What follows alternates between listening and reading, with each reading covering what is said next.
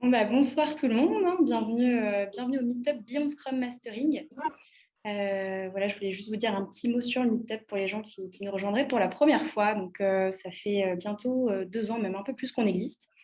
Et c'est un Meetup, donc le Meetup Beyond Scrum Mastering, qui a été créé au départ pour avoir un espace de discussion autour du métier de Scrum Master et de manière générale des métiers qui accompagnent les équipes agiles. Donc l'idée, hein, c'est vraiment de permettre d'avoir un espace pour discuter au-delà de la méthodologie et du monde complexe qu'est l'accompagnement d'équipes agiles ou pas. Et c'est dans ce cadre qu'aujourd'hui, Pauline Garrick, coach et RH, vient nous parler des équipes qui râlent. Et à toi la main, Pauline. Merci Emeline. Donc, bonjour à toutes et à tous. Alors, je vais faire une rapide présentation, même si tu as fait une très belle intro. Donc, je suis Pauline Garrick. J'ai un parcours un peu atypique. J'ai commencé par une maîtrise de lettres modernes et j'ai été donc assistante d'éducation en zone urbaine sensible. Et puis, au bout de 5 ans, même si j'ai appris plein de choses, j'ai eu envie de revenir dans le privé. Et donc, en 2008, je reprends un master en stratégie d'entreprise option RH. Une fois en poche, pas de bol, je tombe dans l'année 2009, c'est la crise, il n'y a pas de boulot en RH. Et comme j'aime pas me tourner les pouces, j'intègre la maison L'Artisan Parfumeur. Peut-être que certains connaissent, un parfumeur de niche. Et là, je fais une formation olfactive et je deviens commerciale pour l'Artisan Parfumeur. J'ai toujours en tête de devenir RH. Et puis, en 2010, je démarre une aventure RH pendant 6 ans et demi au sein d'un cabinet de conseil qui s'appelle Octo Technologies. Et puis, au bout de 6 ans, 6 bonnes années, je rejoins Binext, et cette fois en tant que coach et DRH, et j'en suis ravie. Aujourd'hui, on va échanger autour des équipes ou des personnes qui râlent. Alors, qui a déjà travaillé avec quelqu'un qui râle régulièrement ou une équipe qui râle? On répond comment? Moi, comme ça, Alors, ouais. on peut lever la main, ouais, je vois Nadia, ouais, ok. Jamais, Dragoche. Ok. Ça fait partie du job. Ah bah bien sûr, hein, on peut râler, hein. Mais Les râleurs de souvent sont ceux qui ramènent les feedbacks assez intéressants. Donc,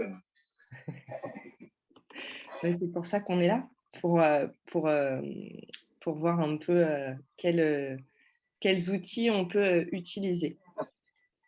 Ok, donc je vois qu'on est beaucoup de râleurs, ça tombe bien. Moi aussi, je râle, hein. Moi aussi, je râle. Mes intentions aujourd'hui dans le meet-up, je vous les donne. Je pense que c'est important. La première, c'est comprendre que râler, c'est aussi exprimer un besoin non assouvi. Que dans les outils que je vais vous présenter, on peut mêler l'individuel et le collectif. Pourquoi? Parce qu'une équipe est faite d'individus. Et donc, mon espoir, c'est que vous repartiez avec des outils qui vous aident à mieux comprendre et à mieux anticiper ou gérer des potentiels râlages ou râleries. Je ne sais pas comment dire. Alors, je vais vous inviter à aller sur un petit draft qu'on vous a préparé. Je vais vous le mettre dans le chat.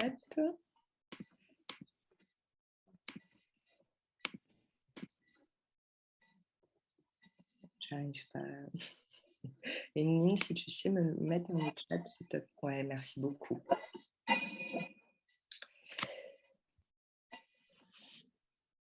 Et donc, vous allez voir, on vous a préparé 3 études de cas. Ah oui, parce qu'aujourd'hui, aujourd'hui, ce soir, vous allez un peu travailler. Si vous avez encore un peu d'énergie, j'espère. On vous a préparé 3 scénarios. Alors, scénario 1, c'est Xavier. Xavier, il est développeur depuis 4 ans dans une équipe de 7 personnes. Et il râle dès qu'il y a une initiative sur un changement. Alors, on a mis quelques verbatims comme oh, c'est trop tard. Non, c'est trop tard, on ne va pas faire ça. Non. Et pourquoi on fait comme ça et pas plutôt comme ça? Et pourquoi on ne reste pas comme avant? Et pourquoi ça arrive maintenant, là? Franchement, on n'aurait pas pu l'anticiper? Donc ça, c'est Xavier.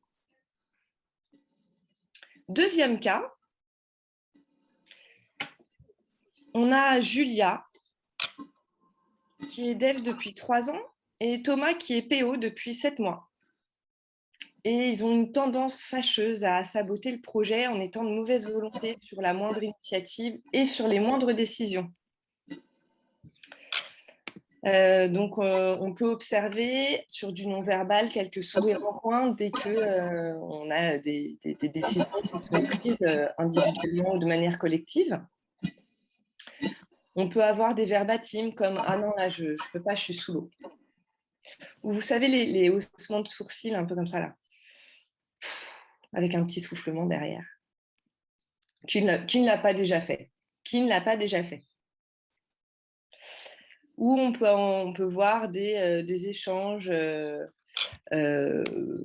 ou des oh bah je ne vois pas comment on va tenir les délais avec cette décision.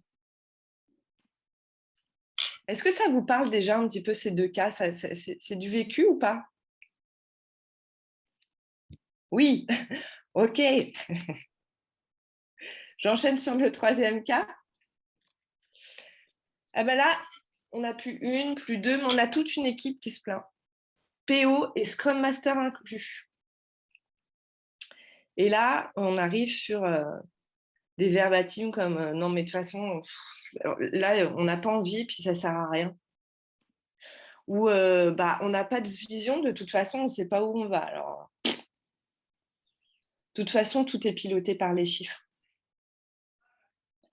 Ah, je crois qu'on ne m'a pas embauché pour ça. Hein. Ah non, je suis désolée. Là, gérer une équipe chirale, non, on ne m'a pas embauché pour ça.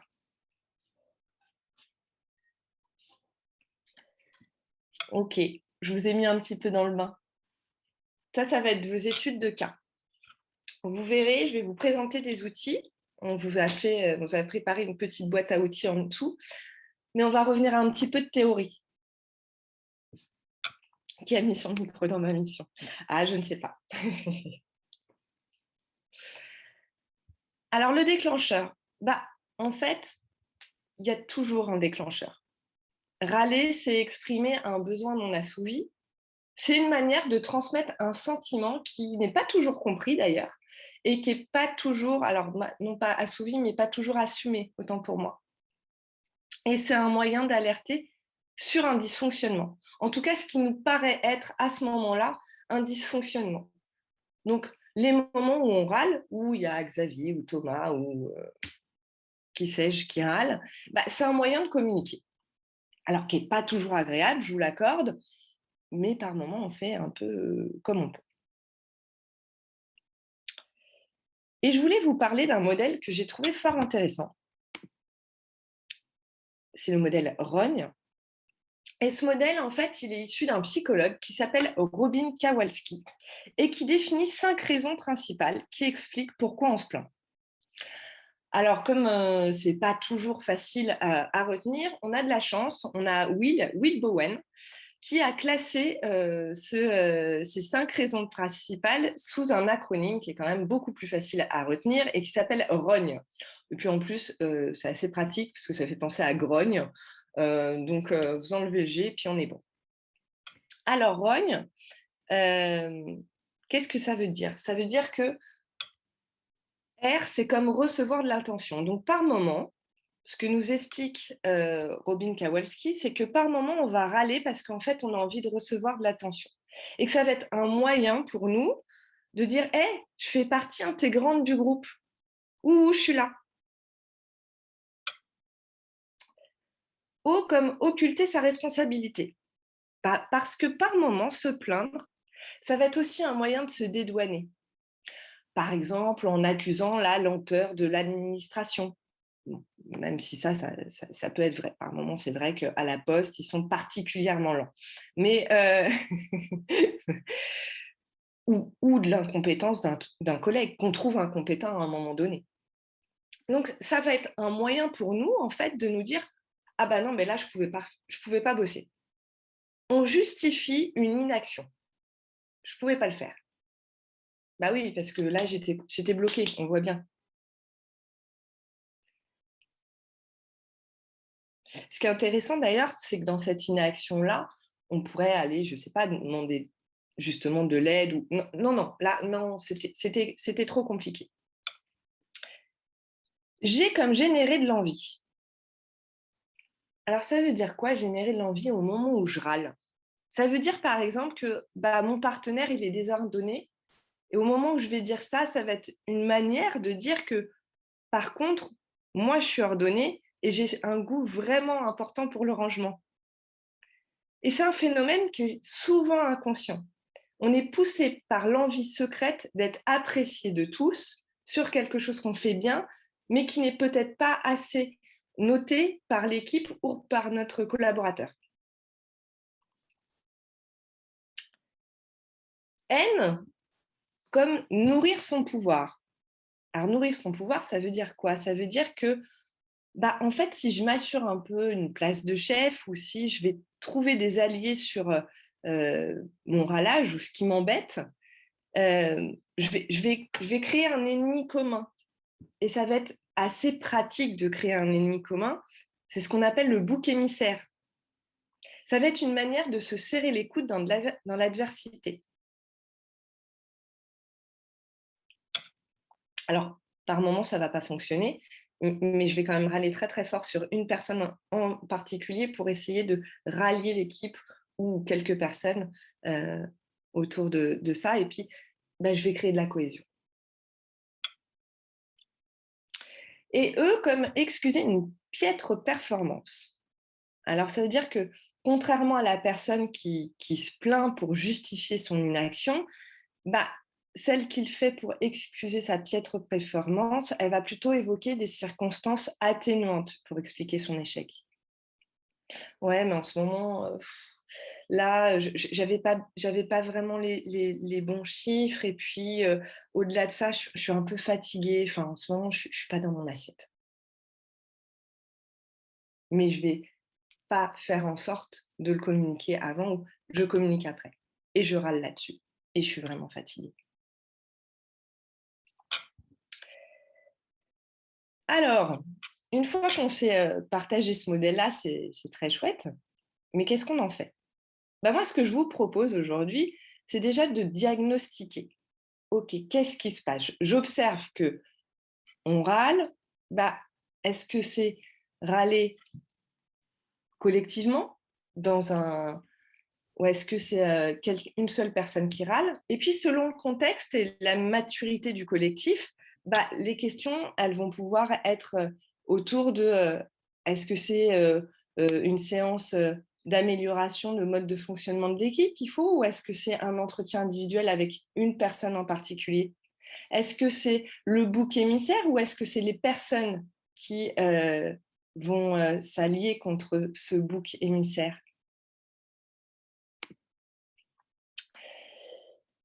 Alors, ce que je vous propose, c'est de reprendre l'acronyme ROGNE et je vais vous proposer des outils.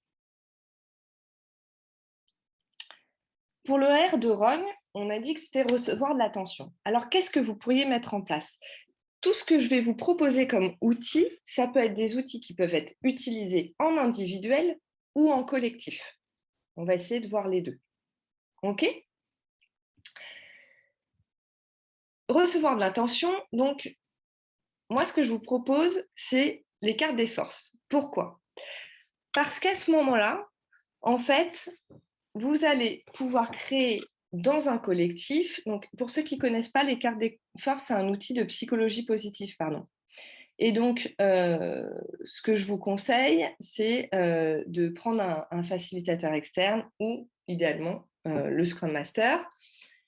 Et en groupe, vous allez déterminer pour chaque personne, tour à tour, quelles sont ces 4 cartes de force principales et potentiellement ces 4 cartes, c'est pas évident à dire 4 cartes, de qualité perfectible. Donc, idéalement, on va demander tour à tour de choisir 4 cartes qui représentent la personne en question. Moi, je vous le conseille de faire cet exercice en silence. Pourquoi en silence? Parce qu'on sait bien que dans un groupe, si vous me pardonnez l'expression, il y a ceux qui ont des plus grandes bouches que d'autres. Et pour que tout le monde puisse s'exprimer et s'aligner sur les forces de la personne en question, eh ben, le silence, là, est assez magique. Alors, si on n'est pas d'accord, on peut avoir un espèce de jeu de cartes, par exemple. Imaginons que je mette courage et que Xavier n'est pas d'accord, mais a plutôt envie de mettre, je ne sais pas moi, empathie. Eh ben, il va devoir enlever courage pour mettre empathie pour avoir les 4 cartes de force principale. Si je ne suis pas claire dans mes explications, n'hésitez pas à m'interrompre et à poser des questions en live. OK? Et puis, une fois qu'on s'est aligné sur les 4 cartes, moi, je vous invite à expliquer ce qu'il y a derrière, par exemple, la carte courage ou la carte empathie, et de le corréler à des données très factuelles.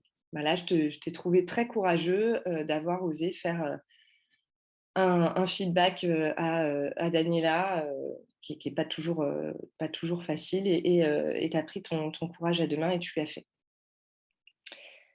Et encore une fois, le fait de s'aligner en silence, en groupe, ça va vraiment éviter ce brouhaha et permettre aux personnes aux plus en retrait de pouvoir s'exprimer. Il faut juste bouger les cartes pour s'aligner. Je passe à un prochain outil. Merci Julien. Il en manque. Il y a un souci. C'est pas mon prochain slide. Voilà, merci. Toujours dans recevoir de l'attention, je vais vous proposer une rétrospective d'équipe. C'est celle de Virginia Satir. Alors, ceux et celles qui ne connaissent pas Virginia Satir, c'est une personne qui c'est une thérapeute familiale initialement, qui a fait beaucoup de jeux à partir de 8 ans pour que les familles puissent échanger, communiquer autour de problématiques. Et donc, tous ces jeux-là sont vraiment accessibles dès 8 ans. Et ce qui est très intéressant, c'est qu'on peut les transposer, donc là notamment sur une rétrospective. Donc là, je vous invite dans cette rétrospective, à donner l'objectif de la rétro, donc potentiellement sur des personnes. Là, j'ai noté que dans l'équipe, il y avait peut-être besoin de se dire les choses, de plus communiquer, que certaines personnes avaient besoin de recevoir de l'attention, ou alors est-ce que c'est l'équipe qui a besoin de recevoir de l'attention? Et donc, tour à tour, en fait, vous allez prendre un temps, déjà pour donner le cadre en tant que facilitateur, et donner le cadre pour cette rétrospective, c'est vraiment axé sur l'écoute. S'il y a du silence, c'est pas grave, bien au contraire, prendre le temps de s'écouter. Et puis, pour chaque item sur lesquels vous allez passer, je vais vous les expliquer après, vous pouvez revenir à chaque fois en arrière si besoin. Les items, c'est donc première thématique, vous allez laisser un temps de parole pour ceux ou celles qui le souhaitent dans cette rétrospective, pour donner des appréciations. Ah ben moi, j'apprécie que Julien, tu passes mes slides pour que je puisse avoir mes notes à côté parce que je n'ai pas un double écran. Et puis ensuite, vous allez passer un deuxième item qui va être les plaintes et les craintes. Génial. Vous allez permettre à ceux qui le souhaitent de râler. La seule consigne, c'est que pour râler, il faut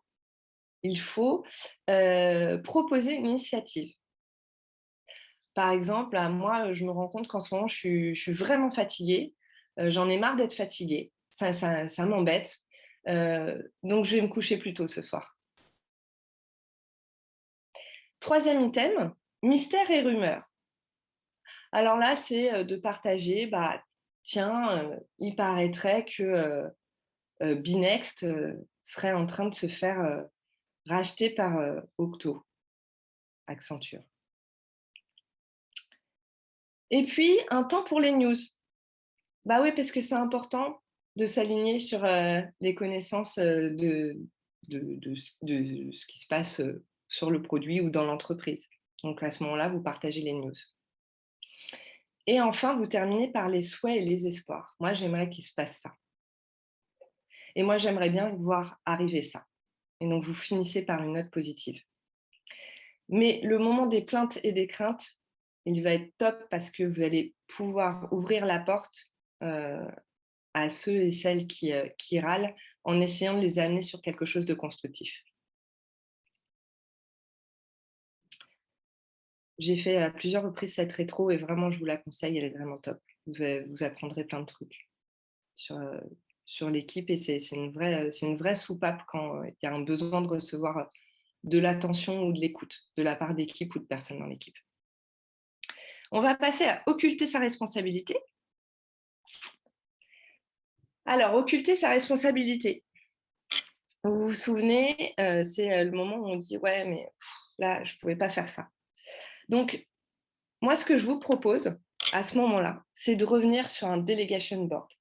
Alors, je ne sais pas si tout le monde connaît, ça vient du Management 3.0 écrit par Jürgen Appelo, et ça va vous permettre de déterminer le niveau de responsabilité de chacun, à quel point je délègue, et surtout, comment je prends des décisions finales. Est-ce que c'est l'équipe ou est-ce que c'est le manager? Le pivot, il se fait au niveau 5. Je vois qu'il y a une question.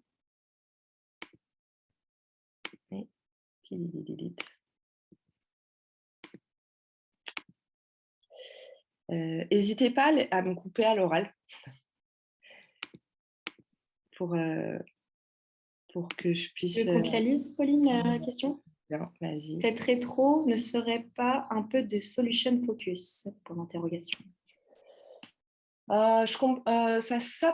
Ça peut s'apparenter à du solution focus, mais ça n'en est pas. C'est vraiment un format à part entière issu de Virginia Satir. Je vous pousserai le lien si vous le souhaitez.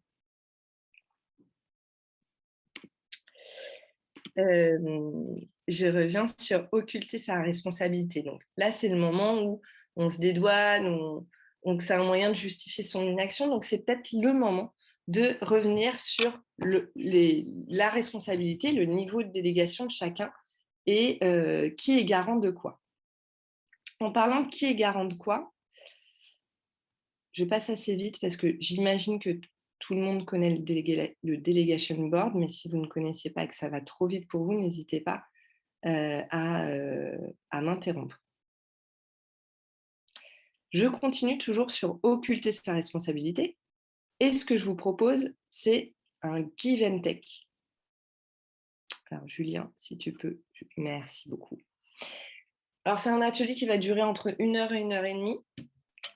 Et idéalement, cet atelier va vous permettre d'exprimer les besoins et les attentes des membres de l'équipe. Donc, c'est un format, c'est une matrice, c'est un tableau à double entrée et qui va aussi permettre de désamorcer des tensions s'il y en a et de remettre un cadre sur moi en tant que PO, par exemple, j'attends des devs moi, en tant que Scrum Master, j'attends un cadre de confiance et de partage dans l'équipe. Moi, en tant que... Et vous faites ce tableau en double entrée. Et d'ailleurs, vous pouvez également... Enfin, l'un n'empêche pas l'autre. Vous pouvez faire un give and take et un delegation board. Ce n'est pas antinomique, bien au contraire.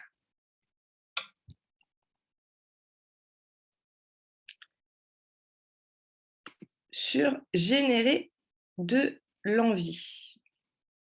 Alors, générer de l'envie, si vous vous rappelez ce que je vous ai dit sur ce petit passage-là, donc on est poussé par l'envie secrète d'être apprécié de tous.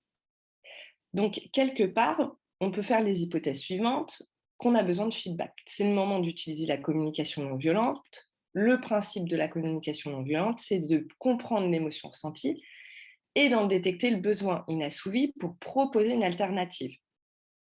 Donc, n'hésitez pas à utiliser la CNV lorsque vous observez cette manière de râler quelque part.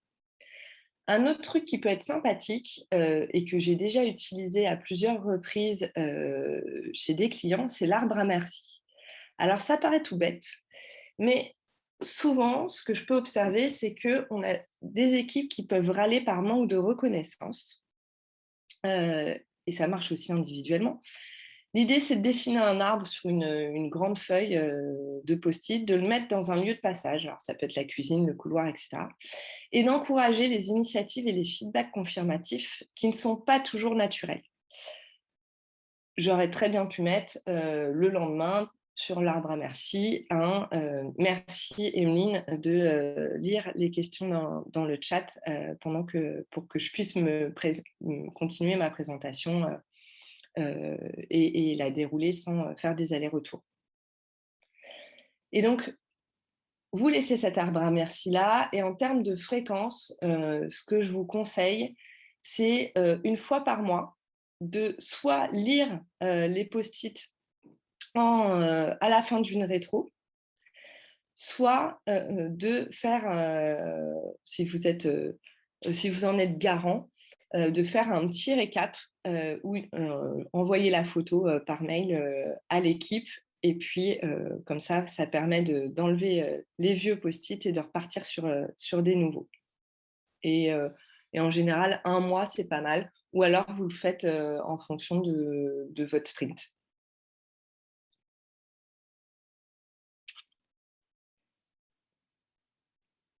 Toujours dans générer de l'envie, ce que je vous suggère aussi, c'est pourquoi pas utiliser les moving motivators. Alors, ce qui est génial aussi avec les moving motivators, c'est que vous pouvez les utiliser autant en équipe qu'en individuel. Donc, c'est une méthode également issue, comme le Delegation Board, du Management 3.0. Ça a été développé donc par Jürgen Appelo et ça permet d'en apprendre plus sur vous-même et sur vos collègues en termes de motivation et d'aspiration.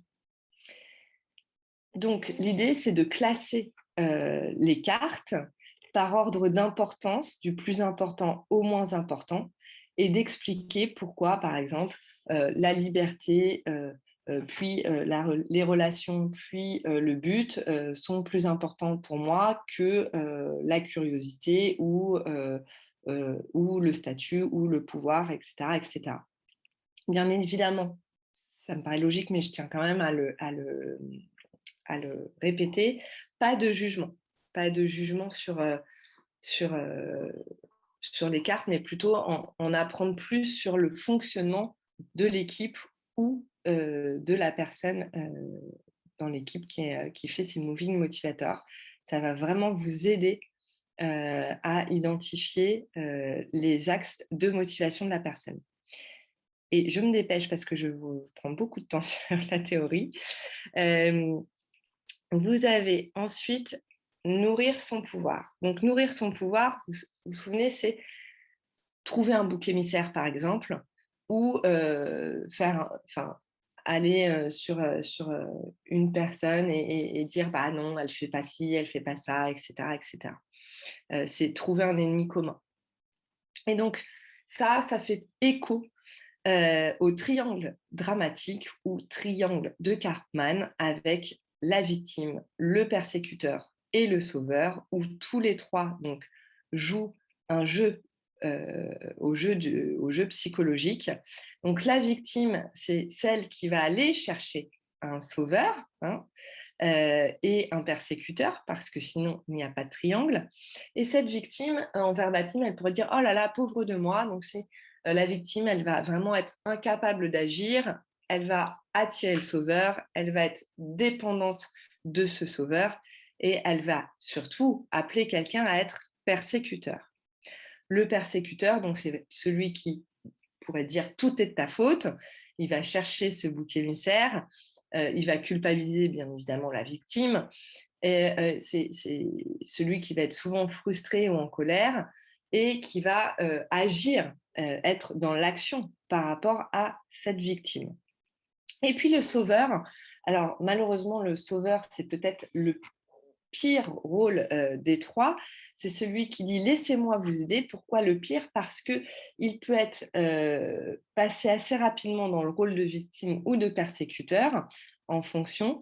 Donc c'est celui qui va prendre les problèmes des autres pour justifier son existence et c'est celui qui va avoir besoin de contrôle. Donc soit il va garder généralement il va essayer de garder la victime dépendante de lui. Et surtout, pourquoi je vous disais qu'il peut switcher victime ou persécuteur, c'est parce que cette victime qui va lui dire « Ah bah non, je ne vais pas prendre ton idée » ou « Non, j'y arrive pas », bah, soit il va devenir victime lui-même de la personne qu'il essaye de sauver, soit il va devenir persécuteur parce qu'il va vite s'agacer que la victime ne prenne pas en compte ses recommandations. Donc, ce triangle de Karpman, ayez-le en tête parce qu'il apparaît souvent au travers de quiproquos, de conflits, et donc en situation de bouc émissaire, puisqu'on a bien le persécuteur et la victime, et certainement pas loin un sauveur. D'en nourrir son pouvoir, toujours, je voulais également vous parler de Radical Candor. Alors, Radical Candor, c'est un livre qui a été écrit par Kim Scott et qui explique que devenir un leader puissant, c'est possible tout en conservant son humanité. Et que la bienveillance ne doit pas empêcher de dire des choses qui doivent être dites. Pour ça, c'est créer un lien authentique et connaître l'autre. Elle prône vraiment la franchise. Ce livre, elle l'a écrit parce qu'elle a eu une expérience en entreprise où elle était manager. Et en fait, elle travaillait avec quelqu'un qui était très apprécié des équipes, mais qui n'était pas aux attentes en termes de compétences. Et personne n'osait lui faire le retour. Et parce que c'était malgré tout très agréable de travailler avec lui, sauf qu'à un moment donné, elle s'est retrouvée à devoir licencier cette personne. Et cette personne lui a dit « Mais moi, je suis persuadée que si vous m'aviez fait les retours, on aurait pu améliorer la situation. Et là, on se retrouve dans cette situation où vous me licenciez. Et c'est terrible. C'est terrible parce que personne ne l'avait alertée. Elle a été très marquée de ça. Et c'est pour ça qu'elle prône vraiment cette franchise en évitant cette fausse bienveillance. Et donc, fausse bienveillance, ça ne veut pas dire que la critique est personnelle. Ça veut dire que la critique, elle doit être faite en temps et en heure pour avoir un équilibre entre valoriser ce qui est bien fait et challenger ce qui peut être amélioré pour encourager le dialogue et bien évidemment adapter son discours en fonction de l'interlocuteur. Alors ne vous ramenez pas avec une liste à l'après-vert parce que le cerveau humain ne va pas être capable de prendre en compte tout ça, donc vraiment distiller ces informations au fur et à mesure. Moi, j'aime bien dire qu'on peut être dur avec les problèmes et doux avec les personnes. Et enfin, excuser la performance. Pour excuser la performance, je vous invite à mettre en place des OKR. Alors, c'est quoi des OKR ? C'est des objectifs qui résultent. Objectif, ça veut dire quoi ? Ça veut dire qu'on peut parler d'ambition ou d'étirement, comme cette dame sur son tapis. C'est une forme de souplesse. C'est la direction vers laquelle on va indiquer, vers laquelle l'équipe va souhaiter vouloir progresser. Et les qui résultent, ça va être les résultats accompagnés bien évidemment de métriques pour un meilleur pilotage et pour vérifier surtout la bonne trajectoire de cette ambition qu'on souhaite atteindre. Donc, par exemple, si je suis dans le cas d'une équipe de recrutement, donc petit 1, je vais essayer de fixer mon objectif, ça va être accroître significativement la capacité de recrutement. Donc, on va se mettre d'accord ensemble dans l'équipe sur ce que veut dire accroître et surtout ce que veut dire significativement. Et puis, en termes de key result, on pourrait choisir augmenter le taux de transfo de 5 à de 2 sur 5 entre chaque étape d'entretien, ou deuxième qui résulte, augmenter de 10% de cooptation qualifiée. Là, on va devoir se mettre d'accord sur ce que ça veut dire qualifié. Donc là, on chiffre des résultats clés. Et surtout, troisième étape, on va faire une rétrospective spécifique en lien avec nos OKR. Et donc, ça va permettre de redonner du sens et de s'aligner sur ce qu'on souhaite en termes d'ambition, d'aligner l'équipe et surtout de pouvoir piloter ça avec de la data existante et pourquoi pas de partager ensuite les bonnes pratiques de manière transparente autour de ces rétros. Et enfin, excuser la performance. Deuxième point, ce que je pourrais vous suggérer, pareil, c'est une rétro qui peut être faite en individuel avec une personne ou en collectif. C'est le speedboat. Et le speedboat, déjà, ça va permettre de réaligner sur la vision commune ou ce que la personne, si c'est en individuel, souhaite atteindre, quelle est sa vision, et de pouvoir échanger avec elle, d'identifier les freins et les craintes, de capitaliser sur la motivation, donc ce qui nous pousse, et non pas la motivation, de prendre des actions à court terme, donc comme chaque rétro, qu'elles soient en individuel ou collective. L'idée, c'est vraiment de prendre des actions à court terme et bien évidemment de suivre ces actions dans le temps. J'ai dépassé en temps sur la théorie, je m'en excuse. Ce que je vous propose, c'est de passer tout de suite à l'atelier pratique et d'aller donc sur le draft.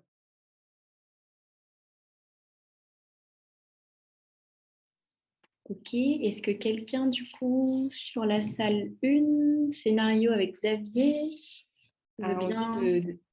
veut bien débriefer en termes d'hypothèses et ce que vous avez choisi comme outil et pourquoi?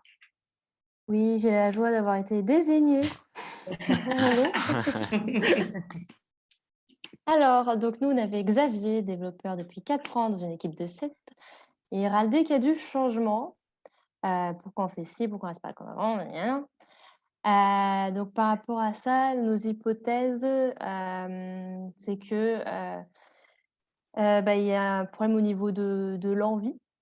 Donc on a mis qu'il avait besoin de générer de l'envie, aussi peut-être de l'attention, parce que ça fait 4 ans qu'il est là. Peut-être dans une équipe de 7, ils sont peut-être un peu noyés, mais pas trop non plus. Et aussi la responsabilité, parce que 4 ans, ça fait quand même un petit moment qu'il est là. Voilà quoi. Donc par rapport à ça, je ne sais pas si on peut un peu baisser, s'il vous plaît.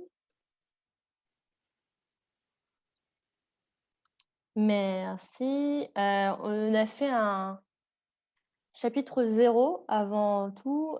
C'est aussi, vu qu'il ne comprend pas trop pourquoi on fait ci, pourquoi on fait ça, réaligner sur vraiment les objectifs, la vision, pour qu'il comprenne certaines choses, que ce soit plus clair pour lui.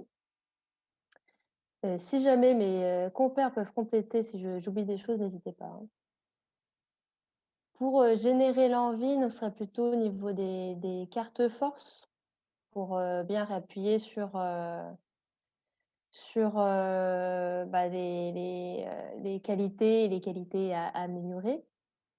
Et aussi les moving motivators pour bien essayer de voir qu'est-ce qui le motive lui, comment on pourrait lui redonner un peu du sens dans son projet. Justine, pardon, je te coupe, j'ai une question. Oui. Les moving motivators, c'est en équipe ou c'est individuel? On n'a pas réfléchi à ça. Moi, dans ma tête, ce sera plutôt individuel, mais ça dépend de ce que répondent les autres de mon équipe. Voilà. Donc, ce sera individuel. Individuel, c'est bien, ouais. Voilà, merci. Sachant que nous, vraiment, notre problème, c'est que Xavier, dans le reste de l'équipe, ça va un peu. Donc, lui, il plombe un peu l'ambiance quand même. Donc, il faut qu'il reprenne de la force. Pour recevoir de l'attention, donc là, ce serait peut-être rétro. On n'a pas reclarifié si c'était solo ou équipe. Là, peut-être équipe, je pense, pour un peu lui redonner. Il n'y a peut-être pas de débat là-dessus d'ailleurs. Vous avez mis la conseil, et la conseil, elle se fait uniquement en équipe. Très bien. Elle ne se fait pas en indiv. Et bah, c'est parfait, comme ça va un peu le rebooster, d'avoir aussi des feedbacks de son équipe. Et aussi pour compléter les petites tâches à côté des kudo cards et ou arbre de merci, parce qu'il n'y a jamais trop de merci. Et enfin, au niveau de la responsabilité, on va faire un petit atelier give and take avec l'ensemble de l'équipe, je suppose, pour qu'il puisse un peu reprendre de l'assurance sur son rôle et voilà, par rapport à ses 4 ans, que ce n'est pas un petit junior. Voilà. Ok, merci.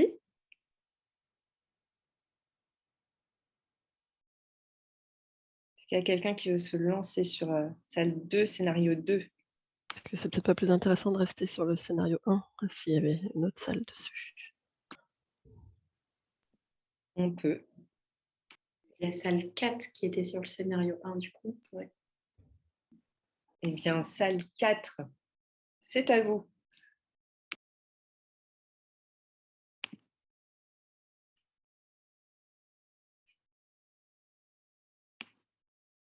Y a-t-il quelqu'un dans la salle 4? Oui, mais en fait, on n'a pas défini qui allait parler de Xavier, du cas Xavier. Donc, je ne sais pas si dans la salle 4, quelqu'un va en parler. Si tu veux, Cécilia, tu te lances et je t'aide, je t'accompagne. Ouais, avec grand plaisir, faisons ça en duo alors. Très bien. Eh bien, dans le cas Xavier, on s'est interrogé pourquoi ça a généré autant de mécontentement, de stress et de grognement de sa part quand il proposait des ajouts dans le backlog, par exemple.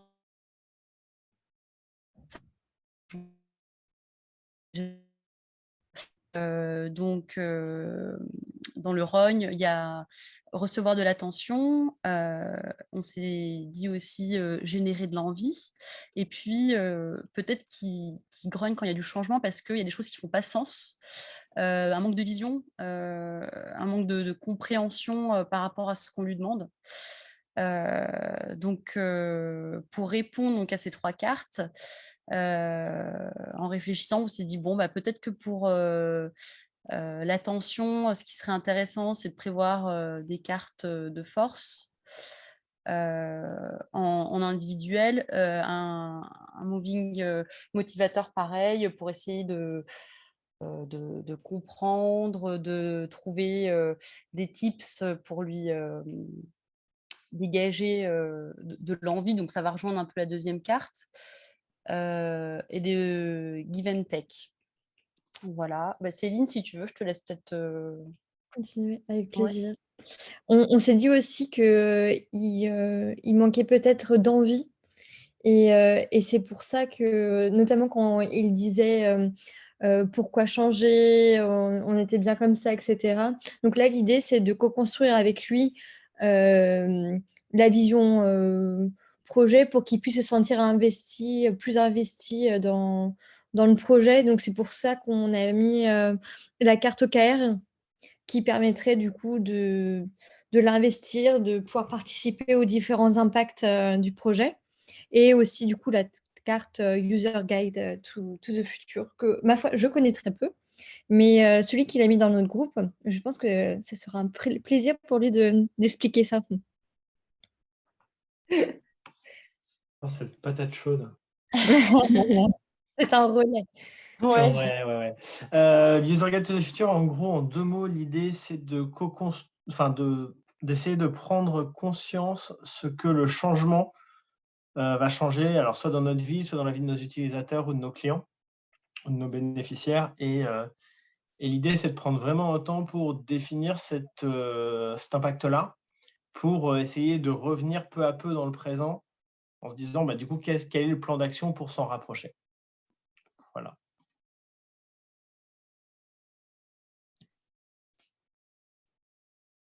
Ok, merci Ouais, beaucoup. Et du coup, je te fais la dernière colonne sur le donner du sens. Ouais. Régis, je ne lirai pas ton message en MP. Et donc, j'étais en train de dire, l'elevator pitch, l'idée, c'est à la fois de reformuler chacun le projet, en essayant de le pitcher voilà, en 1 minute, 1 minute 30, et peut-être qu'en lui demandant lui aussi de pitcher le projet à sa manière, il y trouvera des points positifs et ou motivants et ou une envie de changer tout ça. Voilà, voilà. Ouais, je me permets juste sur l'elevator pitch, ce qui est pas mal, c'est de le faire en équipe et avec un format 2-4 halls pour arriver à une seule et même phrase qui donne sens sur ce qu'on est en train de construire en équipe. Ça vous parle, pardon, le format 2-4 halls? Non. Elevator structure, c'est ça? Oui. 1, 2 for all? Ouais, c'est ça. Excusez-moi. je vais aller prendre des cours d'anglais. Mais oui, c'est tout à fait ça. Je vais mettre le lien dans le draft IO. Je vais mettre un hyperlien. Yes, merci beaucoup. Qui se lance sur une team requête?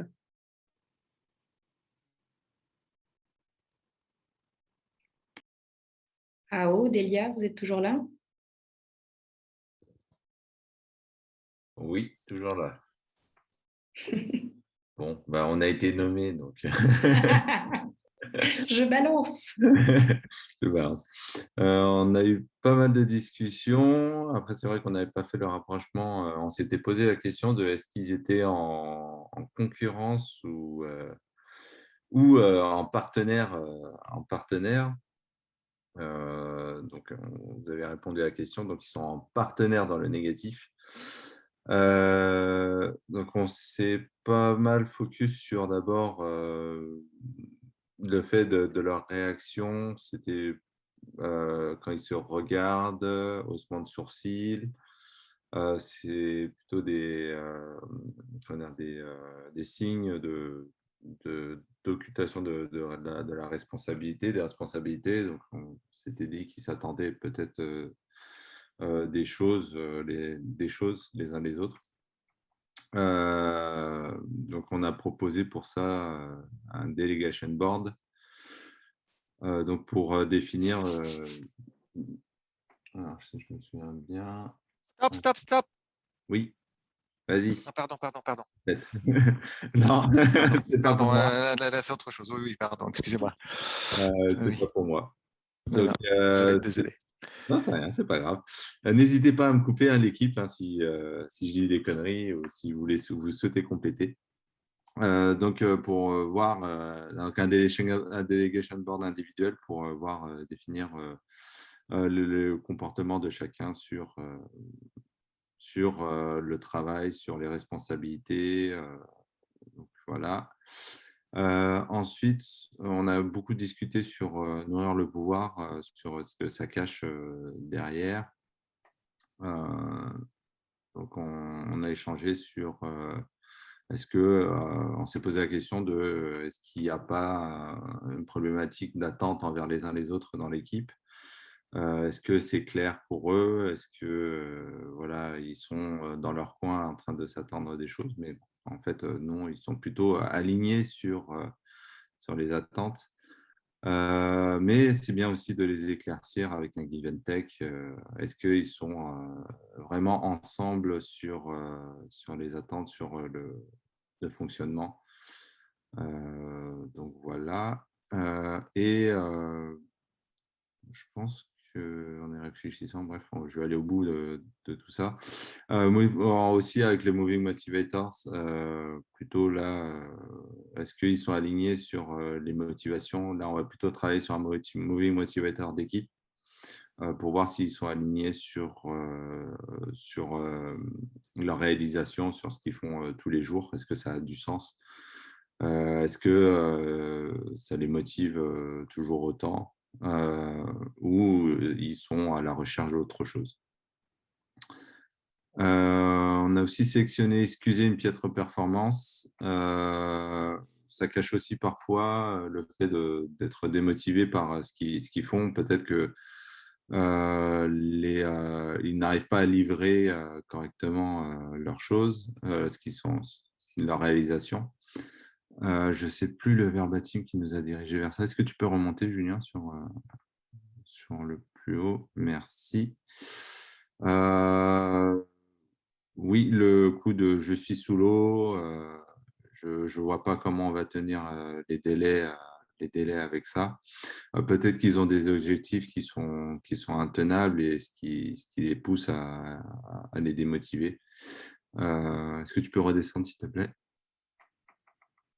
Merci. Donc, s'ils ont des objectifs qui ne sont pas clairs, qui ne sont pas atteignables, mesurables, ça pousse dans ce qui impacte sur leur performance, qui pousse à être démotivés. Donc, retravailler avec les OKR, leurs objectifs, définir des ambitions, des nouveaux objectifs clairs et partagés, en tout cas pour l'équipe. Et peut-être que ça les remotivera. L'équipe, est-ce que vous souhaitez rajouter des choses?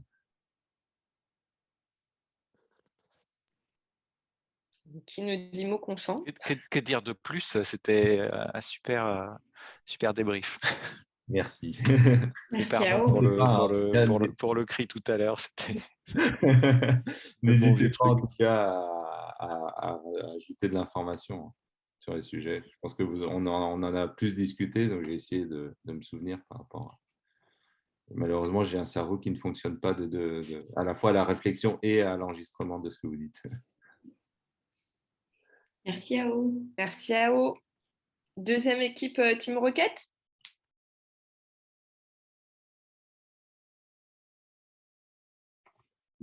Alors, sans vouloir balancer, il me semble qu'il y avait un Quentin et Antoine dans ce groupe. Oui, absolument. J'ai le temps d'appuyer sur le micro, tu avais déjà donné nos noms. Alors, donc c'était le même cas. Ce qu'on a dit, on a identifié donc générer de l'envie, nourrir son pouvoir et puis recevoir de l'attention. Par rapport à ça, on a donc choisi les ateliers. D'abord, commencer avec un speedboat, une bonne rétro en équipe qui permettent à la fois de s'aligner sur finalement les freins, donc un peu purger le négatif, et en même temps aussi s'aligner sur l'île, donc qui serait un objectif commun. Après ça, on s'est dit que ça pouvait être intéressant de rappeler, d'essayer de ramener de la motivation et de ramener du sens avec les moving motivateurs qu'on ferait plutôt en 1 à 1. Je te laisse poursuivre si tu veux, Antoine. Mais quelqu'un de nous a proposé la carte des forces aussi, dans le même objectif. Et puis recevoir de l'attention. Je ne me rappelle plus qui avait le prénom, c'était... Je ne sais plus qui avait proposé. Ouais, c'était moi. Oui, voilà. Vas-y. Mais oui, j'étais impliqué dans la sélection du problème, mais pas dans la solution. Je ne sais pas ce qu'on avait choisi comme équipe. Je vois qu'il y a des... Pour recevoir de l'attention, on avait effectivement choisi le moving motivator pour un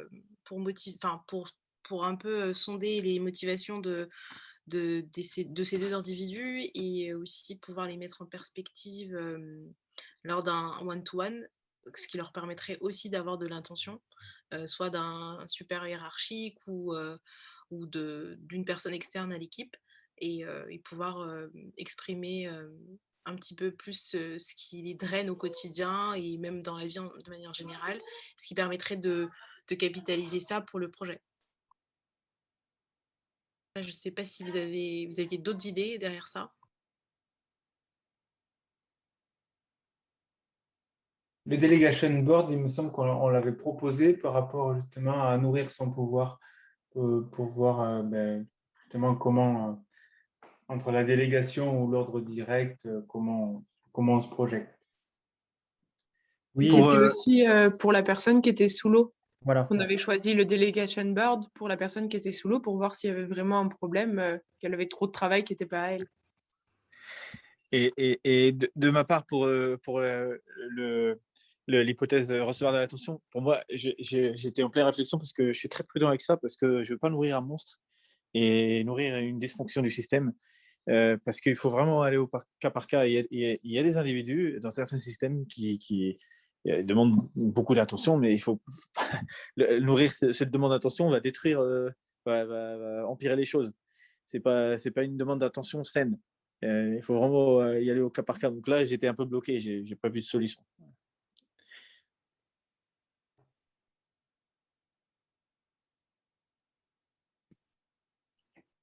Ok, merci beaucoup, la team Rocket, numéro 2. Sur les méchants de Disney, sur l'équipe.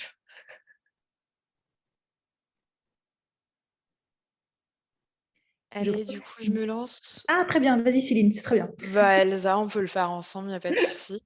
Pareil, on n'avait pas décidé qui allait faire quoi. Qu'importe. Vas-y, je back up. Alors, carrément. Du coup, déjà pour les hypothèses, on était parti là pour cette équipe sur le générer de l'envie. Parce que voilà, on sentait dans les verbatim, pas envie, littéralement, ils le disaient, ils n'avaient pas envie de faire ça va à rien. Ensuite, dans les hypothèses, il y avait excuser une piètre performance, se dire potentiellement ils se cachaient derrière quand ils disent qu'ils sont drivés par les chiffres, on ne m'a pas embauché pour ça, donc finalement c'est pas leur travail, potentiellement ça peut cacher justement cette excuse d'une piètre performance. Et notre troisième hypothèse, c'était occulter sa responsabilité. Là, pareil, sur le manque de vision, ils ne savent pas forcément où on va, donc voilà, c'est pas trop de leur responsabilité. Ils sont drivés par les chiffres, voilà, c'est ça qui nous avait orientés vers ces trois hypothèses. Et pour y répondre, donc pour générer de l'envie en équipe, étant donné qu'on s'adresse quand même à une équipe PO, Scrum Master inclus, on pensait au Product Vision Box, qui pouvait à la fois donner une vision, donc dans le cadre d'un produit, mais également pouvoir générer de l'envie sur les fonctionnalités à venir et autres. Donc, n'hésitez pas à compléter. Pour excuser une piètre performance, on était parti sur la rétro. Alors là, on n'avait pas changé la rétro conseil, mais c'est pas forcément. Enfin, il y a surtout la partie aussi speedboat, etc., qui pouvait donner également une vision commune. Et il y avait également l'outil OKR, alors surtout la partie O, avec les objectifs, encore une fois dans le sens de la vision commune.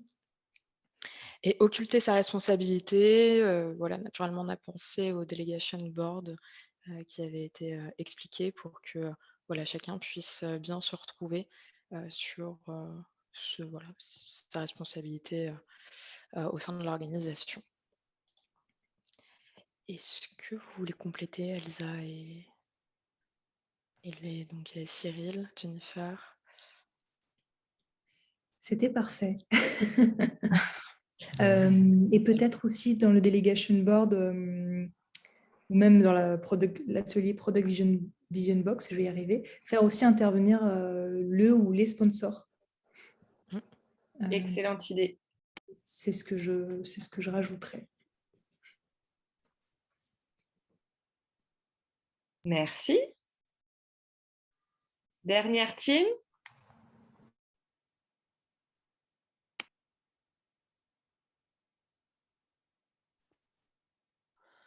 Alors, est-ce que quelqu'un va se désigner ou je balance du nom? Balance. Valérie, est-ce que tu es OK pour que je donne ton nom à tout le monde? Oui. Alors, peut-être pour aller vite, puisqu'il est 56, finalement, nous, ce qu'on a fait par rapport à l'équipe précédente, c'est qu'on s'est concentré sur les deux rôles, donc O comme occulter sa responsabilité et G comme générer de l'envie. Donc, Céline, tu l'avais bien expliqué, donc je ne vais pas revenir sur les explications. On n'a pas envie, il n'y a pas de sens, c'est pas à nous de le faire. Et donc parmi les outils que l'on proposait pour la partie O comme occulter sa responsabilité, on pensait à un delegation board avec le top management. Alors vous avez parlé des sponsors, mais nous aussi on pensait d'inclure le top management pour clarifier la place, le rôle de l'équipe sur le projet. Et également un atelier give and take pour bien clarifier les rôles de chacun. Donc, pas au sein de l'équipe, mais vraiment vis-à-vis du top management, parce qu'en fait, nous, on est parti sur une hypothèse d'équipe qui donc était confrontée à devoir travailler sur un produit qui avait des très forts enjeux politiques et pour lequel le top management était très présent, surtout au niveau de la conception. Il y avait donc un sentiment d'être de simple exécutant et la frustration fonctionnait aussi en mode projet car drivé par la date. Donc il y avait ce besoin de vraiment échanger, désamorcer aussi la frustration côté équipe vis-à-vis du top management qui prenait beaucoup de place et qui ne laissait pas donc à l'équipe l'occasion de s'exprimer. N'hésitez pas à compléter les personnes qui étaient avec moi dans le groupe. Et pour la partie G comme générer de l'envie, donc on était parti sur le moving motivator. Donc l'idée c'était vraiment de voir comment on peut rebooster l'équipe en trouvant un moyen pour trouver du sens à ce qui devait être fait.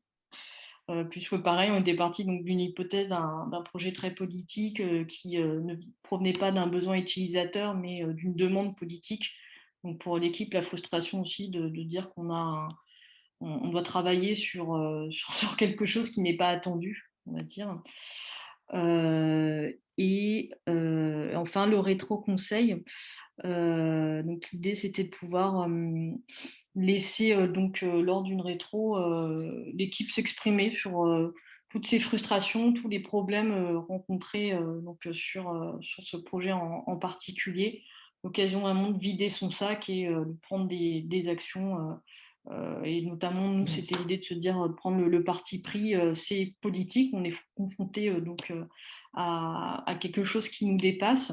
On a une date, on va se mettre en bas de combat pour pouvoir respecter le délai et ensuite on reprendra, on va dire, l'ownership du produit puisque on pourra lorsque le top management sera très content et sera parti puisque ça aura été délivré, on pourra itérer et pouvoir finalement récupérer le produit et trouver du sens à ce qu'on fait puisqu'on itérera pour pouvoir répondre au mieux aux besoins des utilisateurs finaux.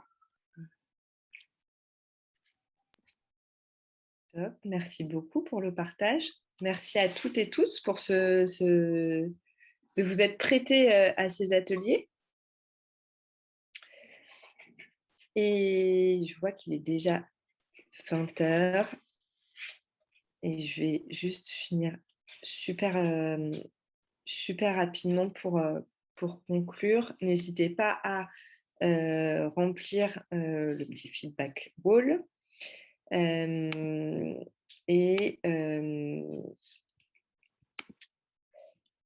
Et pour finir, les clés d'une équipe qui réussit, c'est avant tout une sécurité psychologique où les individus vont se sentir en sécurité et surtout, ils vont avoir le pouvoir de prendre des risques et des risques appropriés. Il y a une forme de fiabilité, donc c'est vraiment la cohésion d'équipe, savoir qu'on peut compter les uns sur les autres et fournir un travail de qualité en temps voulu. La clarté des objectifs, alors on n'en parle peut-être pas assez, mais c'est super important que tout le monde soit aligné sur les objectifs, surtout les rôles, et que les plans d'exécution soient clairs. Et enfin, le sens, que chaque personne qui travaille sur un sujet qui lui tient à cœur, qui a un sens un peu plus large ou un peu plus fondamental. Je ferai référence à l'analogie des 3 tailleurs de pierre où il y en a un qui taille des pierres juste pour tailler des pierres, un pour nourrir sa famille et le 3e, celui qui ne râle pas, en fait, il explique qu'il est en train de construire une cathédrale. Voilà. Merci à toutes et tous pour votre participation. S'il y a des questions, je reste un peu pour ceux et celles qui veulent. Et j'espère que ça vous a plu. Merci beaucoup, Pauline. Merci, Pauline. Merci, Pauline. Beaucoup. Moi, j'aurais une question. Ouais, Aurélien. Ça a été un petit peu abordé pendant la présentation. C'est surtout sur le 3e scénario avec toute l'équipe qui râle. Ouais. Qui est-ce qui serait légitime pour faire en sorte que ça change, en fait? Parce que souvent, il y a le rôle du Scrum Master qui arrive à prendre un peu de recul et dire bon, les gars, là, il faudrait que ça change. Là. Donc après, il peut avoir toute l'équipe faire un rétro et les outils qui ont été proposés. Et quand même le Scrum Master est en mode râleur, qui est-ce qui peut arriver de l'extérieur et dire bon, là, ça va plus idéalement, c'est quand même le sponsor. Vous en avez beaucoup parlé. Ouais. Parce que j'ai entendu sponsor et management. Ouais, le sponsor, le management, mais idéalement, et vous l'avez proposé de vous-même, hein, c'est de faire intervenir à un moment donné le sponsor et probablement crever des abcès et redonner du sens. Parce que souvent, ce qu'on observe, c'est un problème de sens ou d'incompréhension de où on va et pourquoi on fait ça.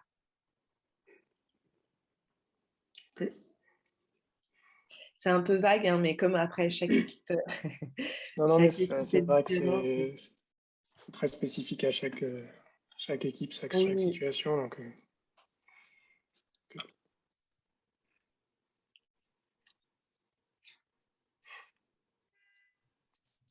En fait, c'est une très très bonne question parce que ça arrive assez souvent que même le PO, le SM, puisque de toute façon, depuis 2020, ils sont officiellement partis de l'équipe, ils ne peuvent plus faire se la péter un peu en disant ouais, mais moi je suis PO, c'est moi qui donne les ordres. C'est noir sur blanc sur le guide, il ne peut plus échapper la appartenance à l'équipe. En fait, il y a beaucoup d'organisations qui ont ce genre de problème parce qu'elles ne peuvent pas trop lire ce qui se passe dans les équipes. Pour plusieurs raisons, peur d'escaler les problèmes, donc les ramener à la hiérarchie et se faire dire qu'on sous-performe par rapport aux autres équipes, tout ça. Donc, elles essaient de... Il y a plusieurs tactiques, j'en ai jamais vu de très bonnes, pour établir un peu de psychological safety, mais pas dans l'équipe en elle-même, entre l'équipe et le reste de l'organisation, surtout le leadership. Et donc, il y en a qui le font avec des métriques, ce qui est très, très mauvaise idée. C'est horrible. D'ailleurs, ça ne marche pas très bien. Et il y en a qui le font avec ce qu'on appelle les Agile Delivery Managers ou Agile. Ils mettent quelqu'un du Central Project Management Office. Donc, en gros, c'est de la PMO old school qui mettent sur les 2 équipes. Donc, ça ne marche pas très bien non plus. Et personnellement, je suis dur à la recherche d'outils autres que des Agile Coach qui travaillent au niveau de l'entreprise, qui vont challenger les équipes et qui vont construire une relation de confiance parce que ça prend du temps. On peut pas, si on est agile coach, on travaille avec beaucoup d'autres personnes, surtout si les équipes ont fait de mauvaises expériences avant. Voilà, mettre les doigts sur les choses qui marchent mal. Voilà. Donc, je connais pas de solution, mais je suis preneur si vous avez des idées ou vous avez des expériences. Ça, c'est je voulais juste dire que c'est une très bonne question. Ouais, AO, il suggérait transparence et management visuel, et je partage aussi. Hein. Plus on va pouvoir s'appuyer sur du management visuel pour savoir. Il y a un truc qui fonctionne très bien aussi, qui appartient au Lean, c'est le bac rouge. Quand on a un problème qui revient plus de 3 fois de suite, on met un ticket dans le bac rouge. Et dans ce bac rouge, il ne peut pas y avoir plus de 3 problèmes. Et donc, il faut forcément en traiter un pour pouvoir rajouter un post-it. Donc ça peut être aussi une, alors pas forcément une solution à ce que tu évoquais, Aurélien, mais j'y pense parce que c'est le management. En lisant le management visuel, je me suis dit, ah ouais, il y a ça aussi. Le bac rouge, c'est assez génial quand on a des problèmes récurrents et ça oblige l'équipe à le traiter pour avancer, à mettre les pieds dans le plat. Effectivement, je pense que ça permet la prise de conscience. Ouais. On Mais est vraiment, tous la tête dans le guidon, en fait, au bout d'un moment, on n'arrive plus à se rendre compte que ça ne va pas, quoi. Je vais donner un exemple qui va paraître tout bête. Une équipe de recrutement qui se retrouvait régulièrement confrontée à trouver une salle pour faire passer des entretiens. Et en fait, ça nourrit avec la... Après, il y a plein de choses, hein. Il y a la fatigue, enfin, plein de choses. Mais en tout cas, ce problème récurrent a créé un agacement très, très fort qui est monté. Et la récurrence de ce problème n'a fait qu'accentuer ce côté pression et râlage, mais il ne le traitait pas. À partir du moment où on a mis en place le bac rouge et que ça a apparu plusieurs fois, là, on a été obligé de déclencher. Sinon, on ne pouvait pas traiter le reste des problématiques ou en rajouter tout simplement.